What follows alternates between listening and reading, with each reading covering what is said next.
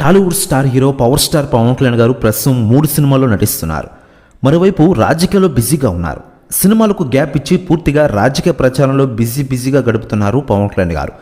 ఆంధ్రప్రదేశ్తో పాటు పార్లమెంట్ ఎన్నికల షెడ్యూల్ వచ్చిన నేపథ్యంలో పవన్ మరింత బిజీ అయ్యారు. ఈ క్రమంలో ఆయన నటిస్తున్న సినిమాలను తన రాజకీయ ప్రచారంగా వాడుకుంటున్నారు పవన్ కళ్యాణ్ గారు.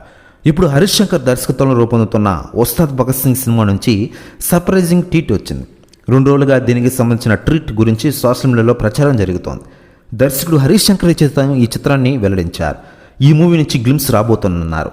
భగత్ సింగ్ బ్లేజ్ పేరుతో దీన్ని విడుదల చేస్తున్నట్లు తెలిపారు. తాజాగా ఆ ఆసక్తికర టీజర్ విడుదలైన విషయం తెలిసింది. ఇందులో జాతరలో ఓవైపు ప్రత్యర్థుల వేట సాగుతోంది, మరోవైపు భారీగా జాతర జరుగుతుంటుంది. ఈ క్రమంలో ప్రత్యర్థులు వెంటలాడుతుంటారు. కట్ చేస్తే విలన్ నీ రేంజ్ ఇది అంటూ టీ గ్లాస్ని కింద పడేసి పగలగొట్టాడు. దీంతో రెచ్చిపోయిన పవన్ అతని భరతం పడతాడు.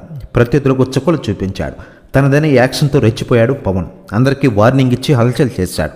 అదే జాతరలో వెళ్ళ అంతు చూస్తాడు. తనదైన మేనేజం యాక్షన్ స్టైల్తో రెచ్చిపోయాడు పవన్ కళ్యాణ్ గారు.